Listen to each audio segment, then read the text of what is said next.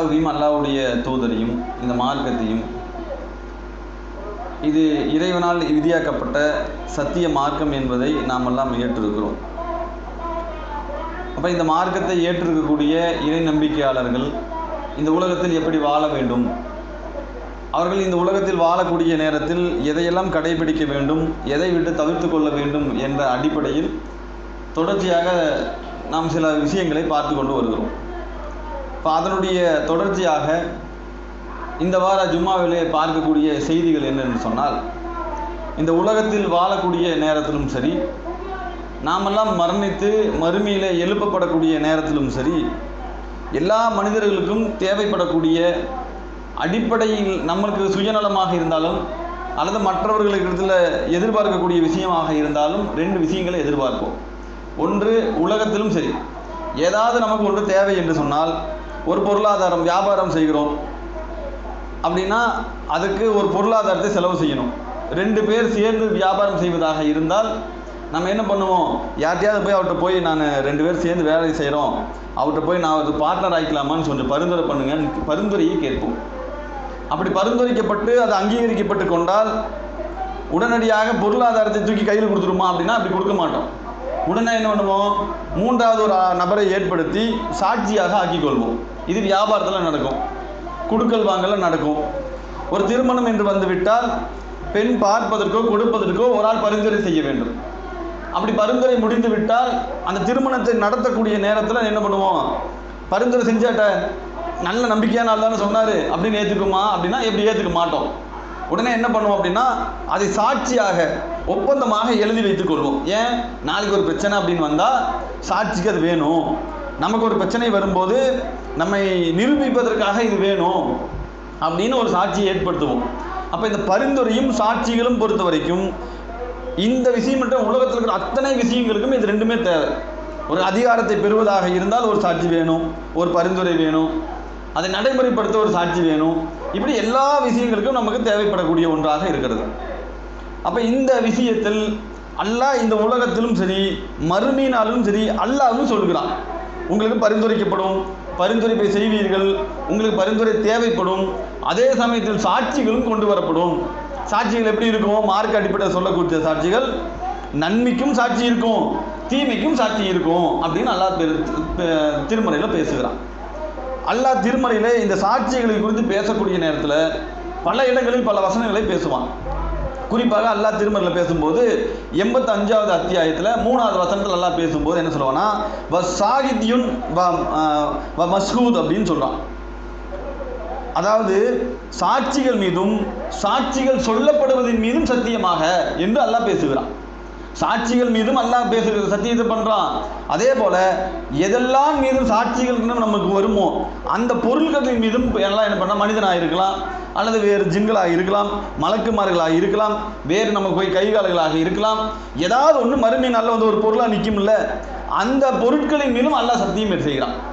அப்போ அல்லாஹ் சத்தியம் செய்வது எதன் மீதுனா சாட்சிகள் மீது அல்லாஹ் சத்தியம் செய்கிறான். சாட்சி சொல்லக்கூடிய அந்த பொருட்கள் மீதும் அல்லாஹ் சத்தியம் செய்கிறான். இது ஒன்று. அதே மாதிரி அல்லாஹ் சாட்சியை பற்றி இன்னொரு இடத்துல பேசும்போது என்ன சொல்றான்னா, ஒவ்வொரு சமுதாயத்திலிருந்தும் அல்லாஹ் என்ன பண்ணுவான்னா ஒரு சாட்சியாளர்களை எல்லாம் பிரித்து வைத்து விடுவான். அல்லாஹ் மறுமை நாளில் ஒரு சமுதாயத்தை எழுப்பக்கூடிய நேரத்தில் சமுதாயத்தை அப்போ எப்படி பிரிப்பான்ல, ரெண்டு விஷயமா பிரிப்பான். ஒன்று, அல்லாஹ்வுக்கும் அல்லாஹ்வுடைய தூதருக்கும் இந்த மார்க்கத்தை ஏற்றுக்கொண்ட இறை நம்பிக்கை கொண்ட சமுதாயமாக ஒன்று பிரிப்பான். அதே சமூகத்தில் இறை மறுப்பாளர்களாக இருந்த அவர்களையும் அல்லாஹ் தனியாக பிரித்து விட்டு ஒரு சமூகத்திலிருந்து சாட்சியை பிரித்து விடுவான் என்று அல்லாஹ் திருமறையில் சொல்கிறான். சொல்லிட்டு அல்லாஹ் என்ன சொல்றான்னா, இந்த இறை மறுப்பாளர்கள் இருப்பாங்கல்ல, இந்த இறை மறுப்பாளர்களுக்கு அங்கே பேசுவதற்கு கூட அல்லாஹ் அனுமதிக்க மாட்டான். அதே சமயத்தில் அல்லாஹ், இறைவா நான் உன்னை வணங்குகிறேன், உன்னை நான் பார்த்துட்டேன், நீ இருக்கிற, இப்போ நான் நம்பிக்கை கொள்றேன்னு சொல்லிட்டு அப்படி நின்னால் கூட சரி நீ என்னை நம்புறீல்ல, இந்த உலகத்தில் அல்லாஹ் நம்பினா என்ன பண்ணணும், அல்லாஹ்வுக்கு கட்டுப்படணும், அல்லாஹ்வுடைய தூதருக்கு கட்டுப்படணும், இறைவனை வணங்குவதை செய்யணும். ஆனால் மறுமை நாளில் இப்படி ஒரு வாய்ப்பு அவர்களுக்கு கொடுக்கப்படுமானா அல்லாஹ் திருமறையில் சொல்றான், அவர்கள் அங்கே வணக்க வழிபாடுகள் செலுத்துவதற்கு கூட அனுமதி அளிக்கப்படாது என்று அல்லாஹ் பேசுகிறான். அப்போ ஒரு சமூகத்தை எழுப்பக்கூடிய நேரத்தில் கூட ஒரு சாட்சியாக ஒரு சமூகத்தை மாற்றுவான். ஒரு சமூகத்திலிருந்து ரெண்டா பிரித்து ஒரு சமூகம் தீமை செஞ்சிருக்கும், அந்த தீமை செய்த சமூகத்துக்கு எதிராக அவர்கள் சாட்சி சொல்வதற்கு இன்னொரு சமூகத்தை அல்லாஹ் ஏற்படுத்துவான். இப்படி அல்லாஹ் திருமறையில் பேசுகிறான். அதே மாதிரி இல்லை அல்லாஹ் இன்னொரு இடத்துல பேசுனா, அல்லாஹ்வுடைய தூதர்கள் வாழக்கூடிய நேரத்தில் அல்லாஹ்வை தூதரை ஏற்றுக்கொள்ள மாட்டோம், இறைவன் ஒன்று இல்லை, இறை மறுப்பாளர்களாக இருந்த அந்த சமூகத்தை பார்த்து அல்லாஹ்வுடைய தூதரை பேச சொல்கிறான். எப்படி பேச சொல்றான்னா, முகமதே அதாவது நீங்கள் தூதர் இல்லை என்று இறை மறுப்பாளர் சொல்கிறாங்க இல்லையா, நீங்க அல்லாஹ்வுடைய தூதர் கிடையாது என்று இறை மறுப்பாளர்கள் அன்றைக்கு பேசினாங்க. அந்த சம்பவத்தை வச்சு அல்லாஹ் பேசுகிறான், நீங்கள் தூதர் இல்லை என்று சொல்கிறார்கள், அப்படி சொல்லக்கூடிய அவர்களிடத்தில் நீங்க சொல்லுங்கள், என்ன தெரியுமா, உங்களுக்கும் எனக்கும் இடையான இந்த பிரச்சனைக்கு அல்லாஹ் சாட்சியாளனாக இருப்பதற்கு போதுமானவன் என்று நீங்க சொல்லுங்கிறான். அப்ப மறுமையினால அல்லாஹ்வும் சாட்சியாளனாக மாறுவான். எதுக்கு? இறை மறுப்பில் இருக்கக்கூடிய மனிதர்களுக்கு எதிராக அல்லாஹ் சாட்சியாளனாக மாறுவான். அல்லாஹ்வையும் அல்லாஹ்வுடைய தூதரையும் நம்பிக்கை கொண்டு இறை நம்பிக்கை கொண்ட சமூகத்துக்கு அல்லாஹ் ஆதரவான சாட்சியாக மாறுவான் என்று அல்லாஹ் திருமறையில் பேசுகிறான். அப்ப அல்லாஹ்வும் அந்த நாள் என்ன பண்ணுவான், சாட்சியாளனாக மாறி வருவான் என்று அல்லாஹ் திருமறையில் பேசுகிறான். இப்ப இந்த விஷயத்தை பொறுத்த வரைக்கும் நாம இந்த மார்க்கத்தில் பின்பற்றக்கூடிய நாம இந்த சாட்சிகளை குறித்து எப்படி ரொம்ப கண்ணும் கருத்துமா இருக்கணும், நாம இந்த உலகத்தில் வாழக்கூடிய நேரத்தில் எப்படி இருக்கணும் அப்படின்னா, இந்த சாட்சியாளர்கள் விஷயத்தில் நம்மளுக்கு எதிராக வரக்கூடிய சாட்சிகளில் ரொம்ப கண்ணும் கருத்துமாக இருக்கணும். அதே சமயத்தில் நமக்கு ஆதரவாக மறுமையிலே நம்மளுக்கு பயனளிக்கக்கூடிய சாட்சிகளை வாழ்நாள் உலகத்தில் வாழக்கூடிய இந்த நேரத்திலேயே நாம் தயார் செய்து வைத்துக் கொள்ள வேண்டும். பொதுவாக அல்லாஹ்வுடைய தூதர்கள் உயிரோடு வாழக்கூடிய நேரத்தில் ரசூலுல்லாஹ்வுடைய பண்பை பார்த்துங்க. ரசூலுல்லாஹ் எப்பவுமே எந்த விஷயத்துக்கும் அல்லாஹ்வையும் அல்லாஹ்வுடைய தூதரையோடு இருக்கக்கூடிய அந்த தொடர்பான விஷயங்கள்ல மக்களை சாட்சியாளர் ஆக்கி கொண்டே இருப்பாரு. அதுல ஒரு சம்பவம் என்னன்னா, ரசூலுல்லாஹ் உயிரோடு இருக்கக்கூடிய நேரத்தில் ஹஜ்ஜத்துல் விதா, இந்த ஹஜ்ஜத்துல் விதால அல்லாஹ்வுடைய தூதரெல்லாம் என்ன பண்றாங்கன்னா, மக்கள் எல்லாம் இருக்கக்கூடிய நேரத்தில் ஒரு கேள்வியை கேட்குறாங்க. இதெல்லாம் நம்ம எல்லாம் தெரிஞ்ச விஷயம்தான். என்ன கேள்வி? மக்களே, நீங்கள் இந்த நாள் இருக்கிறீங்கல்ல, இந்த நாள் எந்த நாள் அப்படிங்கிறாங்க. அப்ப அந்த மக்கள் எல்லாம் என்ன பண்றாங்கன்னா, அல்லாஹ்வுடைய தூதரும் அல்லாஹ்வும் அறிந்தவர்கள். ஏன்னா அவங்க என்ன நினைக்கிறாங்க, இதுக்கு புதுசா அல்லாஹ்வுடைய தூதர் பேர் வச்சுட்டா அவங்களுக்கு தெரியும், இது துல்ஹஜ்ஜுடைய நாள், 10வது நாள், இன்னைக்கு குர்பானா இருக்கக்கூடிய அந்த நாள், நஹ்ருடைய நாள் என்று அவங்களுக்கு தெரியும்.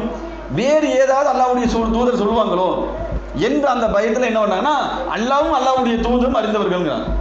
அப்ப ரசூலுல்லாஹ் சொல்றாங்க, இது குர்பான் கொடுக்கக்கூடிய நாள் இல்லையா, நஹ்ருடைய நாள் இல்லையா என்று கேட்கிறார்கள். அல்லாஹ்வுடைய தூதர் ஆமாம், புனிதமிக்க நஹ்ருடைய நாள் தான். அப்ப ரசூலுல்லாஹ் மறுபடியும் ஒரு கேள்வி கேட்கிறாங்க, இது என்ன மாதம்?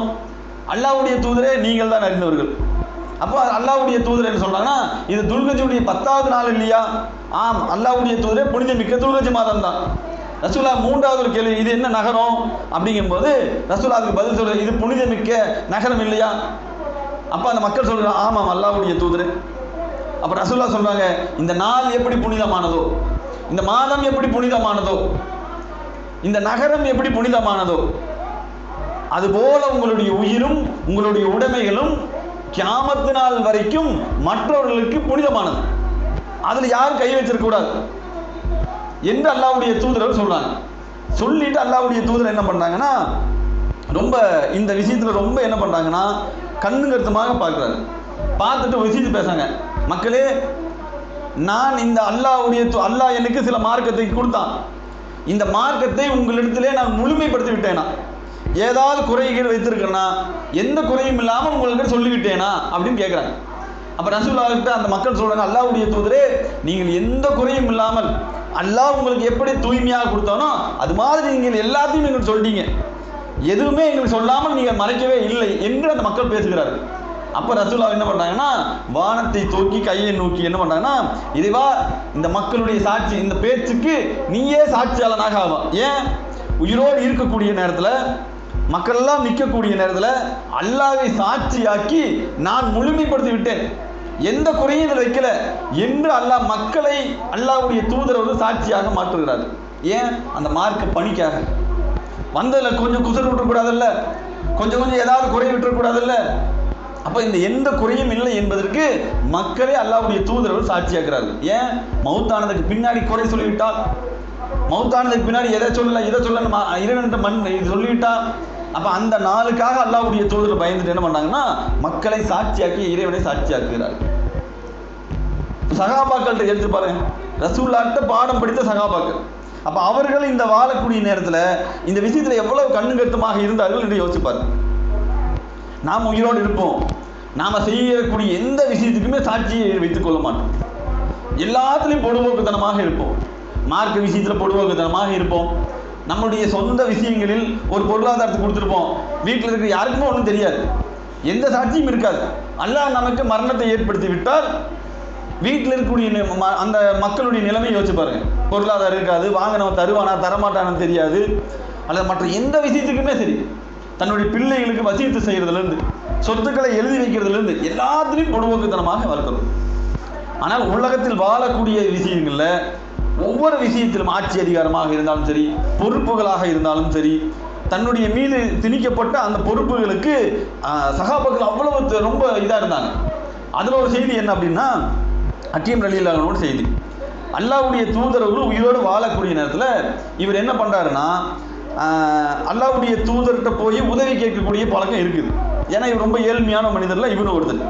ரசூலுல்லாஹ்வுடைய பண்பு என்ன, யார் எதை வந்து கேட்டாலும் ரசூலுல்லாஹ் என்ன பண்ணுவாங்க, வாரி வாரி கொடுக்கக்கூடிய பழக்கம் அவர்கிட்ட இருக்கு. அந்த அடிப்படையில் ரசூலுல்லாஹ் என்ன பண்ணுறாங்கன்னா, இவருக்கு ஒரு உதவியை செய்கிறார், பொருளாதாரத்தை கொடுக்குறாரு.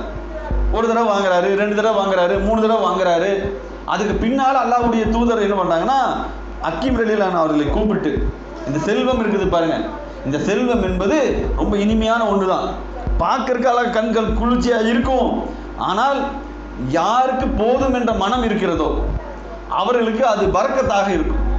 ரசூலுல்லாஹ் சொல்ல வர ஒருத்தர் தர்றாங்கிறதுக்காக போய் வாங்கிட்டே இருந்தோம்னா, போதும் என்ற மனம் இல்லாமல் இருந்தால் அதில் நம்மளுக்கு பரக்கத்து இருக்காது. அப்போ ஒருத்தட்ட போய் ஒரு தடவை வாங்குறோம், அதிலிருந்து ஏதாவது ஒரு விஷயத்தில் நம்ம என்ன பண்ணிடணும்னா, இனிமேல் இவர்கிட்ட வாங்கக்கூடாது, இதுதான் கடைசியாக வைத்துக் கொள்ளணும் அப்படிங்கிற மனம் இருக்கணும். அல்லது போதும் என்ற மனம் இருக்க வேண்டும். இப்போ ரசூலுல்லாஹ் சொன்ன போதும் என்ற மனம் இருந்தால்தான் அதில் பரக்கத்து இருக்கு. அப்படி இல்லைன்னு சொன்னால் அதில் அல்லாஹ் உங்களுக்கு பரக்கத்தை ஏற்படுத்த மாட்டாங்கிறாங்க. இப்போ உடனே ஹக்கீம் ரலியல்லாஹு என்ன பண்ணாங்கன்னா, அல்லாஹ்வுடைய தூதர்கிட்ட ஒரு விஷயம் சொல்றாங்க. அல்லாஹ்வுடைய தூதரே, நான் மரணிக்கக்கூடிய நாள் வரைக்கும் உங்கள்கிட்ட வாங்கிட்டேன், இனிமேல் யாரிடத்திலும் நாங்கள் கேட்க மாட்டோம், எந்த பொருளாதாரத்தையும் வாங்க மாட்டேன் என்று அல்லாஹ்வுடைய தூதர்கிட்ட அவர் பேசுகிறார். பேசிட்டு என்ன பண்ணாங்கன்னா, அல்லாஹ்வுடைய தூதர் மரணிக்கிறார்கள், அபூபக்கர் ரலியல்லாஹு ஆட்சிக்கு வருகிறார்கள். அவர் என்ன பண்ணாங்கன்னா, இந்த கனிமத்து பொருள் எல்லாம் வாங்குறதுக்கு தகுதியான ஆள் தானே, ஏழ்மையில் இருக்கிறாரு, ஏழையாக இருக்கிறார். அப்போ கனிமத்து பொருள் யாருக்கு போய் சேரணும், ஏழைகளுக்கு ஒரு பங்கு போகணும். ஒரு ஆட்சியாளராக அபூபக்கர் ரலியல்லாஹு என்ன பண்ணுறாங்கன்னா, ஹக்கீம் ரலியல்லாஹு வர சொல்கிறாங்க. ஆனால் அவர் மறுக்கிறார். அதுக்கப்புறம் அபூபக்கர் ரலியல்லாஹு ஆட்சி முடிஞ்சு அவர் மரணிச்சு உமர் ரலியல்லாஹு ஆட்சிக்கு வருகிறார்.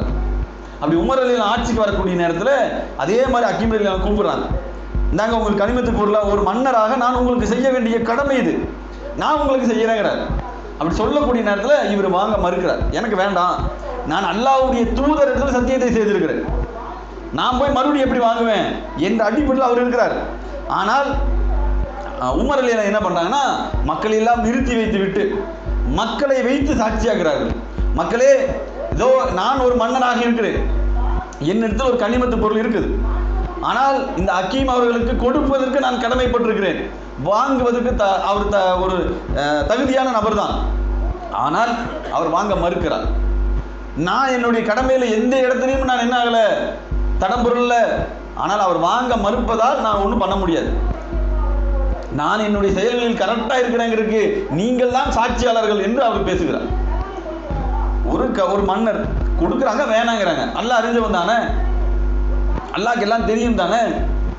ஆனாலும் இந்த செயல்களுக்கு மக்களையும் அல்லாஹ் உமர் ரலியல்லாஹு என்ன பண்ணுறாங்கன்னா சாட்சியாக மாக்குறார். ஏன், மறுமை நாளில் வந்து சாட்சி சொல்லணும்ல, ஒரு ஆள் சாட்சி இல்லாமல் மறுமை நாளில் ஒரு சமூகமே வந்து சாட்சி சொன்னால் அப்போ அவருக்கு அந்த அந்த அந்த தர்ஜா அதிகமாகும், அல்லது மறுமை நாளில் பாவம் மன்னிக்கப்படும் என்ற சிந்தனை அவருக்கு இருந்துச்சு.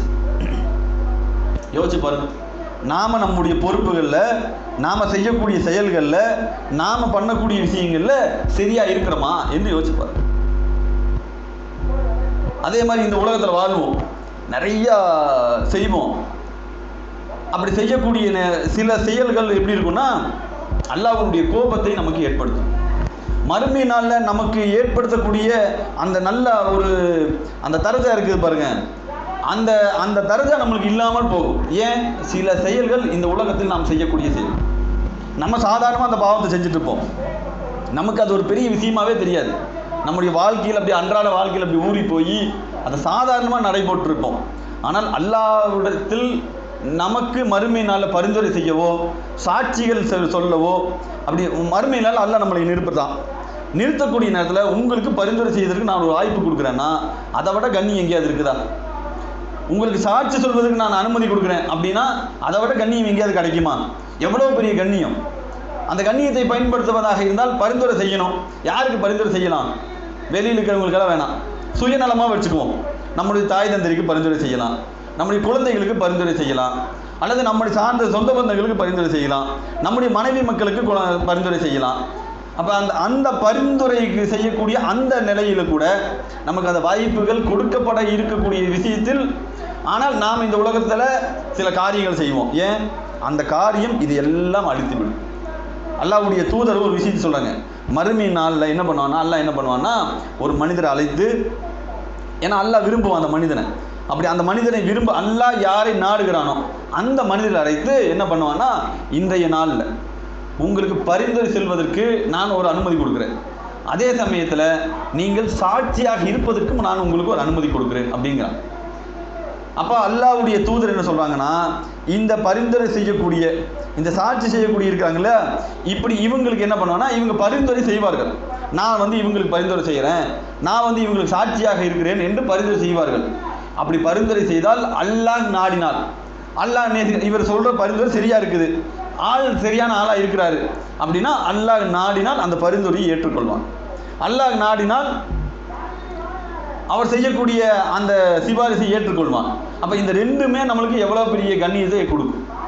அல்லது நம்மளுடைய இந்த வாய்ப்புனால பிறருக்கு ஒரு சொர்க்கம் கிடைக்கிறதுக்கு வாய்ப்பு இருக்கும், அல்லாஹ்வுடைய அந்த கோபத்தை தணிப்பதற்கு வாய்ப்பு கிடைக்கும், அல்லாஹ்வுடைய அன்பை பெறுவதற்கு ஒரு வாய்ப்பு கிடைக்கும், சொர்க்கம் போகிறதுக்கு ஒரு வாய்ப்பு கிடைக்கும். அப்போ நரக நெருப்பிலிருந்து பாதுகாப்பதற்கு ஒரு வாய்ப்பு கிடைக்கும். இதெல்லாம் எப்போ நாசமாக போகும் அப்படின்னா, யாருக்கு அல்லாஹ் தரமாட்டான் என்று சொன்னால், ரசூலுல்லாஹ் சொல்கிறாங்க, இந்த உலகத்தில் வாழக்கூடிய நேரத்தில் ஒரு மனிதன் இருப்பான். அவனுடைய வேலை என்னவா இருக்குன்னு தெரியுமா? இருக்கிற அத்தனை பேரும் சபித்து கொண்டே இருப்பார்கள். வாழக்கூடிய நேரத்தில் தன்னுடைய பிள்ளைகளை செவிப்பான், பக்கத்து வீட்டுக்காரனை செவிப்பான், எதிர் வீட்டுக்காரனை செவிப்பான், சண்டைக்கு வந்தால் செவிப்பான், தண்ணி குடிக்க போனால் செவிப்பான். இப்படி சபிக்கிறவங்களை நம்ம சரியில் பார்க்கத்தான் செய்கிறோம். நார்மலாக இருப்போம், ஒன்றுமே இருக்காது. ஏதாவது சின்ன சின்ன விஷயங்களுக்கெல்லாம் அவருடைய வழக்கமே எப்படி இருக்குன்னா, சபித்து கொண்டே இருப்பது தான் வழக்கமாக இருக்கும். ஏதாவது ஒரு காரணத்துக்கு அவங்களை சாபம் விட்டுட்டே இருப்பாங்க. இந்த நபர்களுக்கு மறுமை நாளில் அல்லாஹ் இந்த வாய்ப்பை ஏற்படுத்தி தர மாட்டான். அதே மாதிரி இன்னொரு நபர் அல்லாஹ் சொல்லுகிறான். என்ன அப்படின்னா, அவர் எப்படி இருப்பார் அப்படின்னா, இருக்கிறவங்களை ஃபுல்லாக கழுவி ஊற்றிட்டு இருப்பார். அடுத்தவர்களை வசைபாடக்கூடிய மனிதர்களுக்கு அல்லாஹ் இந்த வாய்ப்பை ஏற்படுத்த மாட்டான். அவர் செய்த நன்மைகளை பற்றி வசைபாடுறது, அல்லது அவருடைய குறைகளை சொல்லி வசைபாடுவது, மற்ற மனிதர்களுடைய விஷயங்களில் போய் வசைபாடுவது, இப்படி ஊருக்குள்ளே இருக்கிற நேரத்தில் வசைபாடிக்கொண்டே இருக்கக்கூடிய அந்த மனிதர்களுக்கும் அல்லாஹ் என்ன பண்ண மாட்டான், இந்த வாய்ப்பை ஏற்படுத்தி தரமாட்டான். அப்போ நம்மளுடைய கண்ணியம் என்பது இந்த உலகத்தில் வாழக்கூடிய நேரத்தில் நம்மோடு இருக்கக்கூடிய சக மனிதர்களிடத்தில் ஒரு நல்ல முறையில் நடக்கணும், அழகு இக்லாசோடு நடக்க வேண்டும், நல்ல பண்புகளோடு வளர்க்க வேண்டும். இப்படி இருக்கக்கூடிய அந்த மனிதர்களாக நாம் இருந்தோம்னா மறுமை நாளில் அல்லாஹ் நமக்கு இப்படி ஒரு வாய்ப்பை கொடுப்பான். இந்த வாய்ப்பு எதுக்கு பயன்படும்? நாம் சிபாரிசு செய்யக்கூடிய அந்த வாய்ப்பு கிடைத்தால், நமக்கு சாட்சி சொல்வதற்கு ஒரு வாய்ப்பு கிடைத்தால், நம்முடைய பிள்ளைகள் பயன்பெறலாம், நம்முடைய தாய் தந்தையர் பயன்படலாம், நம்முடைய மனைவி மக்கள் பயன்படலாம், நம்முடைய கணவன்மார்கள் பயன்படலாம். அப்போ அந்த வாய்ப்பை எல்லாம் நாசமாக்கக்கூடிய பண்பு என்னன்னா, அடுத்தவர்களை பற்றி பேசுகிறது, அடுத்தவர்களை பற்றி புறம் பேசுவது, அடுத்தவர்களுடைய குறைகளை பேசுவது, அடுத்தவர்களை சபிப்பது, அடுத்தவர்களை திட்டுவது, அடுத்தவர்கள்ட்ட போய் சண்டை கண்டது, இந்த பண்புகள் நாம் இன்னைக்கு சாதாரணமாக நம்முடைய வாழ்க்கையில் நடத்துகிறோம். ஆனால் அது மறுமையினால நம்மளுக்கு பயனளிக்காது. பெரிய கண்ணியத்தை அல்லாஹ் ஏற்படுத்த தயாராக இருக்கிறான். ஆனால் நாம் அந்த கண்ணியத்தை எப்போ இழப்போம்னா, உலகத்தில் வாழக்கூடிய நேரத்தில் கண்ணியமாக வாழ்ந்துடணும், உலகத்தில் வாழக்கூடிய நேரத்தில் இக்லாசோடு வாழ்ந்துடணும். அப்படி வாழ்ந்தோம்னு சொன்னால் நமக்கு அல்லாஹ் இந்த கண்ணியத்தை ஏற்படுத்தி தருவான். அப்படி வாழலைன்னு சொன்னால் இந்த வாய்ப்புகள் நமக்கு மறுமை நாளில் மறுக்கப்படும். இதை விட கை சேதம் ஏதாவது இருக்கா? அப்போ எதுவுமே கிடையாது. அப்போ இந்த உலகத்தில் வாழக்கூடிய நேரத்தில் இதையும் பார்க்கணும்.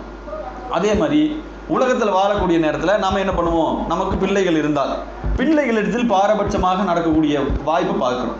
ஆனால் அல்லாஹ்வுடைய தூதரவர்கள் இந்த பிள்ளைகளிடத்தில் பாரபட்சமாக இருப்பதை அல்லாஹ்வுடைய தூதரவர் ரொம்ப கடுமையாக கண்டித்த சம்பவமெல்லாம் இருக்கு.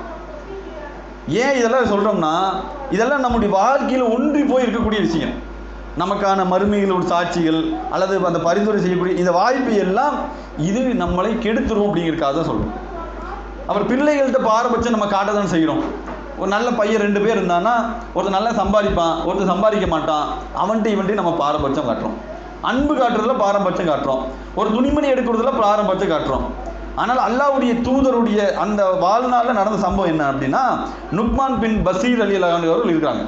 இவருடைய தந்தை என்ன பண்ணுறாருன்னா, இவரை ரொம்ப பிடிக்கும். இவரை பிடிச்ச அந்த ஒரு காரணத்துக்காக என்ன பண்ணுறாங்கன்னா, அம்ரா பின் ரவாஹா ரலியல்லாஹு அன்ஹு அவர்கள் இருக்கிறாங்க. அவங்க யாருன்னா இந்த நுக்மான் பின் பஷீர் ரலியல்லாஹு அன்ஹு அவருடைய தாயார். இப்போ இவங்க என்ன பண்ணுறாங்கன்னா, தன்னுடைய அந்த கணவன் வந்து இவருக்கு ஒரு பரிசை கொடுக்குறார். தான் பெற்றெடுத்த பையன்தான். அதே சமயத்தில் அவருக்கு இன்னொரு மனைவிமார்கள் அதுலேயும் குழந்தை இருப்பாங்கன்னு நினைக்கிறேன். இந்த சம்பவம் அப்படி காட்டுது. அப்போ என்ன பண்ணுறாங்கன்னா, இவருக்கு ஒரு பரிசை தன்னுடைய தந்தை கொடுக்குறார். கொடுக்கக்கூடிய நேரத்தில் தன் மாற்றாந்தாய் பிள்ளையால் இல்லை, அவர் என்ன மார்க்கத்தை அறிந்து வைத்தது காரணத்தில் என்ன பண்ணுறாங்கன்னா, தன்னுடைய மகனுக்கு ஒரு தந்தை கொடுக்குறாரு. நாமெல்லாம் என்ன பண்ணுவோம், அவனுக்கு கொடுக்கக்கூடாது. சின்ன அதாவது 2வது மனைவியா அல்லது முதல் மனைவியா அந்த பிள்ளைகளுக்கு கொடுப்பது தடுக்கக்கூடிய பண்பை பார்க்குறோம். ஆனால் இவர் என்ன பண்ணுறாங்க அப்படின்னா, தன்னுடைய மகனுக்கு கொடுப்பது அந்த அந்த பரிசு பொருளை வந்து என்ன பண்ணாங்கன்னா தடுத்து நிறுத்துறாங்க. தடுத்து நிறுத்திட்டு என்ன பண்ணாங்கன்னா, அல்லாஹ்வுடைய தூதர் கூட்டிகிட்டு வந்து நீங்கள் செய்கிற இந்த காரியத்துக்கு சாட்சியாக்கி இந்த பரிசு பொருளை என் மகனுக்கு கொடுங்கிறாங்க. அவருக்கு புரியல.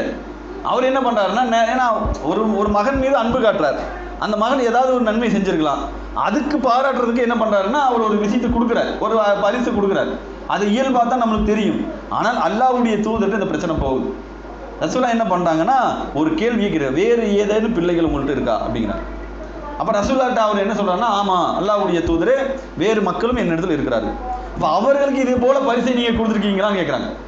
அப்போ அவர் என்ன சொல்கிறாருன்னா, அல்லாஹ்வுடைய தூதரே நான் கொடுக்கல, என்னுடைய இந்த நுக்மான் பின் பஷீர் என்ற அந்த மகனுக்கு மட்டும் தான் கொடுக்குறேங்கும் போது அல்லாஹ்வுடைய தூதர் என்ன பண்ணாங்கன்னா, அநீதிக்கு எதிராக என்னை சாட்சியாக்க கூப்பிட்றீங்களா? நீங்கள் செய்வது அநீதி. ஏன் ஒரு பிள்ளைக்கு கொடுத்து மற்ற பிள்ளைகளுக்கு கொடுக்காமல் இருப்பது என்பது மிகப்பெரிய அநீதி. அந்த அநீதிக்கு எதிராக என்னை என்ன பண்ணாதீங்க, சாட்சியாக ஆக்க மாட்டேன். அல்லாஹ்வுக்கு அஞ்சி கொள்ள வேண்டும் என்று அல்லாஹ்வுடைய தூதர் ரொம்ப கடுமையாக அவரை வந்து எச்சரிக்கை செய்கிறாங்க. அப்போ இந்த விஷயத்தை பொறுத்த வரைக்கும் என்னன்னா, நாம் இன்னைக்கு உலகத்தில் அநீதிக்கு எதிராக நம்மோடு இருக்கக்கூடிய மக்கள், நம்மளுடைய ஃப்ரெண்டுகளாக இருக்கலாம், நம்முடைய நட்போட்டாரமாக இருக்கலாம், எதாக இருந்தாலும் அந்த இடத்தில் சரி தவறை பார்க்கணும். நம்ம கூட இருந்துட்டாங்கிற ஒரே காரணத்துக்காக நம்ம என்ன பண்ணிடக்கூடாது, அவர்கள் செய்த அநீதிக்கு எல்லாம் நம்ம சாட்சியாக மாறிவிடக்கூடாது. நம்மளோடு இருப்பார், நம்மளுடைய சகோதரன் தான், நம்மளோடு தான் பயணிப்பார், எல்லாம் நம்ம தான். ஆனால் இவர் அநீதி செய்திருப்பார். எதிரில் இருக்கிறவன் நம்மளுக்கு எதிராக தான் இருப்பான், அவனுக்கு நம்மளுக்கு பிடிக்காது. ஆனாலும் அவன் பக்கம் நியாயம் இருந்தால் மார்க்கத்தை பின்பற்றக்கூடிய மக்கள், அல்லாஹ்வையும் அல்லாஹ்வுடைய தூதரையும் நேசிக்கக்கூடிய மக்கள் எப்படி இருக்கணும்னா, நீ செஞ்சது அநியாயம், அவனுக்கு நீ நீதம் செலுத்த கடமைப்பட்டிருக்க, நீ இவனுக்கு அறிவுரை சொல்லணும். அந்த இடத்துல பொறுமையாக இருக்கணும், என்ன நடந்ததுன்னு விசாரிக்கணும். இத்தனையும் செய்து விட்டு தான் நம்ம என்ன பண்ணணும், அந்த இடத்துல நீதம் கற்க இருக்கணும். ஆனால் அப்படி இருக்கிறோமா? நம்மளுடைய கோபம், நம்மளுடைய அந்த நம்முடைய சகோதரர் அப்படிங்கிற அந்த பாசம் அப்படின்னா எது செஞ்சாலும் சரி, நம்மால் செஞ்சுட்டான் அவனுக்கு பக்கபலமாக நின்றுடணும். அநியாயம் செஞ்சானா பக்கபலமாக நின்று, அநியாயம் பண்ணானா பக்கபலமாக நின்று, அந்த மாதிரி நம்முடைய வாழ்க்கையில் நடக்கிறோம். ஆனால் மறுமையில் இதுக்கு எதிராக சாட்சியாக வந்தால் நம்மளுடைய மறுமை நிலை எப்படி இருக்குன்னு யோசிப்பாரு. அப்போ இந்த மாதிரி பண்புகளிலிருந்து நம்ம என்ன பண்ணணும் அப்படின்னு சொன்னால், விலகி இருக்கக்கூடிய மக்களாக இருக்க வேண்டும். இன்ஷா அல்லாஹ் 2வது வழியில்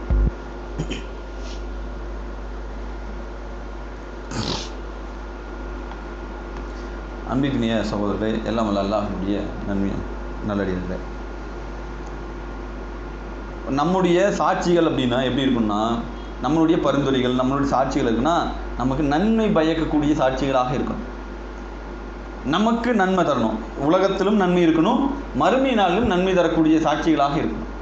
அப்போ அந்த மாதிரி சாட்சிகளை ஏன் பின்பற்றணும் அப்படின்னு சொன்னால், நமக்கு ஒரு சில விஷயங்கள் நன்மைகளை தேடி தரும். இந்த சாட்சி நான் தான் சொல்கிறேன்ல, நல்ல சாட்சிகளை இந்த உலகத்தில் உயிரோடு வாழக்கூடிய நேரத்திலே நம்ம என்ன பண்ணிடணும்னா, நமக்கு பரிந்துரை செய்யக்கூடிய, நமக்கு மறுமையில் பயனளிக்கக்கூடிய, நம்ம சொர்க்கத்தை போய் சேரக்கூடிய, நரக நெருப்பிலிருந்து காக்கக்கூடிய, அல்லாஹ்வுடைய அந்த அந்த அன்பை பெற்றுத்தரக்கூடிய, கருணையை பெற்றுத்தரக்கூடிய இந்த காரியங்களாக பார்த்து செய்யணும். ஏன் இதெல்லாம் சில காரியங்கள் நம்மளுக்கு சாதாரணமாக தெரியும். நமக்கு ரொம்ப ஒரு மாதிரி இருக்கும். ஆனால் அது இறைவனிடத்தில் பெரும் அந்தஸ்தை நமக்கு ஏற்படுத்தி தரும். அல்லாஹ்வுடைய தூதரோட இருக்கக்கூடிய ஒரு நேரத்தில் அபூ சயீத் அல் குத்ரி ரலியல்லாஹு அவர்கள் ஒரு செய்தியை அறிவிக்கிறாங்க. என்ன பண்ணுறாங்கன்னா, இவர் தான் அந்த செய்தியே சொல்கிறார். அல்லாஹ்வுடைய தூதர் அவர்கள் என்னிடத்தில் இந்த செய்தியை சொன்னது அப்படின்னு சொல்லி அந்த செய்தியை அறிவிக்கிறாங்க. என்ன பண்ணாங்கன்னா, நீங்கள் பாலைவனங்களில் ஆடுகளையும் ஒட்டகங்களையும் நீங்கள் மேய்க்கக்கூடியவர்களாக இருக்கிறீர்கள், அதை விரும்பக்கூடியவர்களாக இருக்கிறீர்கள். அப்போ அந்த இடத்தில் நீங்கள் தொழுகை நடத்துபவர்களாக இருந்தால் முதல்ல நீங்கள் பாங்கு சொல்லுவீங்க. அப்படி பாங்கு சொன்னால் நாம் இன்றைக்கி என்ன பண்ணுவோம், ஒரு இடத்துக்கு போகிறோம், ட்ராவலில் பண்ணுவோம், ஒரு 10 பேர் தான் எங்கேயாவது அவுட்டரில் நின்று நம்ம என்ன பண்ணுவோம், அந்த மாதிரி தொழுகை நடத்துறதை நம்ம பார்த்துருப்போம்.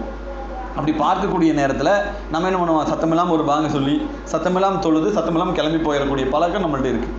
ஆனால் இந்த நபித்தோழர் என்ன சொல்கிறாங்க அப்படின்னா, அல்லாஹ்வுடைய தூதர் சொன்னதாக சொல்கிறார். என்ன தெரியுமா, நீங்கள் வெட்ட வெளியில் நின்று தொழுவதாக பாங்கு சொல்வதாக இருந்தால், தொழுகைக்காக அழைப்பதாக இருந்தால், பள்ளிவாசலிருந்து எப்படி அழைப்போமோ அது மாதிரி நீ சப்தம் விட்டு நீங்கள் என்ன பண்ணுங்க, தொழுகைக்கு அலைங்க. தொழுகைக்கு அலைனா பாங்கு தானே. அந்த இசை ஏன் அப்படின்னு சொல்கிறாங்கன்னா, நீங்கள் இப்படி செய்தால் அந்த இடத்தில் இருக்கக்கூடிய ஜின்களோ அல்லது அந்த இடத்தில் இருக்கக்கூடிய மனிதர்களோ அல்லது வேறு ஏதேனும் உயிரினங்களோ உங்களுக்கு மறுமையினால இதுக்கு சாட்சி சொல்லும் அப்படின்னு அல்லாஹ்வுடைய தூதர் சொன்னதாக அபூ சயீத் அல் குத்ரி ரலியல்லாஹு அன்ஹு சொல்கிறாங்க. அப்போ யோசிச்சு பாருங்க, நமக்கு சாதாரணமாக பார்க்குறோம், இதில் என்ன நடந்துட போகுது, இது எதுக்கு சத்தம் போடுறோம் இப்படின்னு நம்ம யோசிப்போம். ஆனால் அல்லாஹ்வுடைய தூதர் என்ன சொன்னாங்கன்னா, நீங்கள் சப்தமிட்டு பண்ணுங்க. அந்த காரியங்கள் வெட்டவெளி யாருமே இல்லைனாலும் பரவாயில்ல, தொழுகைக்கு அழைப்பதாக இருந்தால் சப்தமிட்டு பண்ணுங்க. ஏன், மறுமையினால உங்களுக்கு சாட்சிகளாக ஜின்கள் வந்து நிற்பார்கள். இந்த நேரத்தில் இந்த மனிதர் இப்படி தொழுதாரு, இப்படி பாங்கு சொன்னார், இந்த இடத்துல தன்னுடைய கடமையை நிறைவேற்றினார் என்று ஜின்கள் பதில் சொல்லலாம். அல்லது அந்த நேரத்தில் மலக்குமார்கள் நமக்கு சாட்சிகளாக வரலாம். அல்லது வேறேனும் உயிரினங்கள் இருந்தால் அந்த உயிரின பறவைகளாக இருக்கலாம், விலங்குகளாக இருக்கலாம், கால்நடைகளாக ஏதாவது ஒன்று நமக்கு மறுமை நாளில் இதற்கு சாட்சியாக வந்து அமைந்து விடுவார்கள். அப்போ இதுவெல்லாம் ஒரு நன்மையை தேடி தரக்கூடிய, நமக்கு மறுமையில் பலனடிக்கக்கூடிய இந்த செய்திகள். அதே மாதிரி அல்லாஹ்வுடைய தூதர் என்ன சொல்கிறாங்கன்னா, இந்த உலகத்தில் வாழக்கூடிய நேரத்தில் நம்ம சாதாரணம் என்ன பண்ணுறோம், திருமறை குர்ஆன் நம்ம கையில் இருக்கும். அது எத்தனை பேர் ஓதுறோம், எத்தனை பேர் இது பண்ணுறோம்னு தெரியாது. ஆனால் திருமறையில் தேடி தேடி செய்யக்கூடிய சில அமல்கள் எல்லாம் இருக்குது. ஒட்டுமொத்த திருமறையும் ஓதணும், அதில் எந்த மாற்று கருத்தும் இல்லை. ஆனால் ஸ்பெசிஃபிக்காக நமக்கு இன்னும் சிறந்த ஒரு நன்மையை பெற்று தரக்கூடிய சில செயல்களை அல்லாஹ்வுடைய தூதர் சொல்கிறாங்க. என்னன்னா, குர்ஆனை நீங்கள் ஓதி பாருங்கள். ஏன் தெரியுமா, குர்ஆனை ஓதிபவர்களுக்கு அது மறுமையில் வந்து பரிந்துரை செய்யும் அப்படின்னு ரசூலுல்லாஹ் சொல்கிறாங்க. குர்ஆனை ஓதுங்க, குர்ஆனை நீங்கள் ஓதினால் மறுமை நாளில் உங்களுக்கு அது பரிந்துரை செய்யும் அப்படின்னு சொல்லிட்டு ரசூலுல்லாஹ் இன்னும் ஒரு ஸ்பெசிஃபிக் என்ன சொல்கிறாங்கன்னா, 2 ஒளிச்சுடர் இருக்குது குர்ஆனில், 2 ஒளிச்சுடர் இருக்குது, அதை நீங்கள் ஓதுங்க. என்னது, ஒன்று அல் பக்ரா, இன்னொன்று என்னென்னா ஆல் இம்ரான் என்று சொல்லக்கூடிய இந்த 2 அத்தியாயத்தை நீங்கள் ஓதிவாங்க, அதிகமாக ஓதுங்க. குர்ஆனை ஓதன முழுசா, அதே சமயத்தில் இந்த 2 அத்தியாயத்தை விரும்பி அதிகமாக ஓதுங்கள். ஏன் தெரியுமா, அல்லாஹ்வுடைய தூதர் சொல்கிறாங்க, இந்த 2 அத்தியாயமும் மறுமையினால் எப்படி நமக்கு நிற்கும்னா, ஒன்று மேகம் நிழலிட அந்த மாதிரி வந்து நிற்குமா. நமக்கு ரொம்ப அந்த இடத்துல தாக்கத்தில் நிற்கிற நேரத்தில் நம்மை சூழ்ந்து நிற்கக்கூடிய மேகக்கூட்டம் போல வந்து நிற்குமா. அப்படி இல்லை என்று சொன்னால் அணிவகுத்து நிற்கக்கூடிய பறவைகளை போல மேலே வந்து நின்று நமக்கு நிழல் இட செய்யும் அப்படின்னு அல்லாஹ்வுடைய தூதர் அவர்கள் சொல்கிறாங்க. அப்போ யோசிச்சு பாருங்க, இந்த நன்மைகளை நாம் எவ்வளவு சாதாரணமாக நம்ம என்ன பண்ணுறோம், கடந்து செல்கிறோம். அல் பக்ரா அத்தியாயம் ஜும்மாவுக்கு வந்து நிற்கிறோம், ஒரு 1/4 மணி நேரத்துக்கு முன்னாடி உட்காரோம், நிறைய நியாயம் பேசுகிறோம், அதில் எந்த மாற்று கருத்து இல்லை. ஆனால் அந்த நேரத்தில் அல் பக்ரா அத்தியாயத்தை நம்ம ஓத முடியும், ஓதற்கு நமக்கு அனுமதி இருக்குது. அதிகமாக ஜும்மா நாளில் அல்லாஹ்வுடைய தூதர் அவர்கள் அல் பக்ரா ஓதியிருக்காங்க. அப்போ அந்த மாதிரி நம்ம ஓதக்கூடிய பழக்கத்தை நம்ம ஏற்படுத்தி இருந்தோம்னு சொன்னால் மறுமை நாளில் இதனுடைய பரிந்துரை நமக்கு பெரிய நன்மையை நமக்கு கொடுக்கும். யோசிச்சு பாருங்க. ஆனால் நமக்கு நாமே எதிராக செய்யக்கூடிய சாட்சி இருக்குது. மறுமை நாளில் நாம் எதிர்பார்க்காத நமக்கு பெரும் பாதிப்பை ஏற்படுத்தக்கூடிய சாட்சிகளும் இருக்குது. அந்த சாட்சியிலேருந்து ரொம்ப கண்ணு கருத்துமாக இருக்கணும். அல்லாஹ்வுடைய தூதர் சொல்கிறாங்க, ரசூலுல்லாஹ் வந்து இறையிலம் காபா இருக்கு பாருங்க, அந்த காபா கட்ட 2 குறைஷியர்களும் இன்னொரு நபரும் சேர்ந்து மொத்தம் 3 பேர். இந்த 3 பேர் உட்காந்து என்ன பேசிக்கிறாங்கன்னா, நாம் சப்தமிட்டு பேசுகிறோம், சப்தமிட்டு பேசினால் இறைவனுக்கு கேட்குமா அப்படின்னு கேட்குறாங்க. இந்த 3 பேர்த்துடைய நியாயம் போகுது. அப்போ அதில் ஒருத்தர் என்ன சொல்கிறாருன்னா, நாம் சத்தம் போட்டு பேசினா அல்லாஹ்க்கு கேட்கும், அதே ரகசியமாக பேசினா அல்லாஹ்க்கு கேட்காதுங்கிறார். 3வது ஒரு நபர் என்ன சொல்கிறாருன்னா, சத்தமாக பேசினா அல்லாஹ்க்கு கேட்கும்னு சொன்னால் ரகசியமாக பேசினாலும் அல்லாஹ்க்கு கேட்கத்தானே செய்யும் என்று அல்லாஹ் அந்த சம்பவம் அப்படி நடக்குது. 3 பேத்துக்குள்ளேயும் அந்த வாக்குவாதம் போகுது. அப்போ அந்த வாக்குவாதம் போகக்கூடிய நேரத்தில் ரசூலுல்லாஹ் அந்த விஷயத்தில் என்னன்னா ஒட்டி இந்த சம்பவத்தை ஒட்டி அல்லாஹ் ஒரு குர்ஆன் வசனத்தை இறக்குறான். எப்படி இறக்குறான் தெரியுமா? உங்கள் செவிகளும் உங்களுடைய பார்வைகளும் உங்களுடைய தோள்களும் உங்களுக்கு எதிராக சாட்சி அளிக்காமல் இருக்க நீங்கள் எதையுமே மறைத்தது கிடையாது. ஏன்? நம்முடைய கண்களுக்கு தெரியாமல் ஒரு பாவத்தை செய்யணுமா? எதுவும் செய்ய முடியாது. நம்முடைய தோள்களுக்கு தெரியாமல் ஒரு பாவத்தை செய்ய முடியுமா? எதுவும் செய்ய முடியாது. நம்முடைய செவிகளுக்கு தெரியாமல், நம்மளுடைய உடல் உறுப்புகளுக்கு தெரியாமல் நாம் எந்த பாவத்தையுமே செய்யாமல் இருக்க முடியாது, மறைக்கவே முடியாது. யார்கிட்ட வேணாலும் மறைக்கலாம். நம்மளுடைய தாயிட்ட மறைக்கலாம், தந்தையிட்ட மறைக்கலாம், நண்பர்கள்ட்ட மறைக்கலாம், மனைவிட்ட மறைக்கலாம். உலகத்தில் யாருக்குமே தெரியாமல் 4 செவத்துக்குள்ள என்ன பாவத்தை வேணாலும் செஞ்சிடலாம். ஆனால் நம்முடைய உடல் உறுப்புகளுக்கு தெரியாமல் எந்த பாவத்தையும் செய்ய முடியாது என்று அல்லாஹ் திருமறையில் நமக்கு எச்சரிக்கிறான். ஏன்? இதெல்லாம் மறுமை நாளில் உங்களுக்கு எதிராக வந்து சாட்சி சொல்லும். அல்லாஹ் இன்னொரு திருமறை வசனத்தில் பேசுகிறான், யாரெல்லாம் நரக நெருப்பிற்கு சொந்தக்காரர்களாக ஆகிவிட்டார்களோ அவர்கள் எல்லாம் ஒன்று சேர்க்கப்படுவார்கள். அப்படி ஒன்று சேர்க்கப்படக்கூடிய நேரத்தில் அவர்களுக்கு எதிராக அவர்களுடைய கண்கள் வந்து என்ன பண்ணும்? சாட்சி சொல்லி கொண்டிருக்கும். அவர்களுக்கு எதிராக அவர்களுடைய செவிகள் சாட்சி சொல்லும். அவர்களுக்கு எதிராக அவர்களுடைய தோள்கள் சாட்சி சொல்லும், கைகள் சாட்சி சொல்லும், கால்கள் எல்லாம் சாட்சி சொல்லும். அப்படி சாட்சி சொல்லக்கூடிய நேரத்தில் அந்த நரகவாதிகள் பேசுவார்கள். எப்படி தெரியுமா? உங்களுக்கெல்லாம் என்ன ஆச்சு? என்னோடு இருந்து விட்டு எனக்கு எதிராக நீங்கள் சாட்சி சொல்வீங்களா என்று அந்த மனிதர்கள் அந்த உறுப்புகளை பார்த்து பேசுவார்கள். அப்போ அந்த உறுப்புகள் என்ன பேசும் அப்படின்னா, உங்களை இந்த நாளில் எழுப்பியவன் எவனோ, உங்களை இந்த நாளில் ஒன்று திரட்டியவன் எவனோ, உங்களை இந்த நாளில் பேச வைத்தவன் எவனோ அவன்தான் எங்களையும் பேச வைத்தான், அவன்தான் எங்களையும் உங்களுக்கு எதிராக சாட்சி அளிக்க சொன்னான் என்று அந்நாளில் அந்த உறுப்புகள் பதில் சொல்லுமா. இது அல்லாஹ் திருமறையில் பேசுகிறான். அப்போ யோசிச்சு பாருங்க, இந்த உலகத்தில் வாழக்கூடிய நேரத்தில் நாம் நல்ல செயல்கள் செய்து மறுமையினால் சாட்சியாக மாற்றி விடணும். நம்ம இடத்தில் தீமையான சாட்சிகளை வைத்து கொண்டால் மறுமையினால் நமக்கு பெரும் கைசேதமாக அமைந்துவிடும்.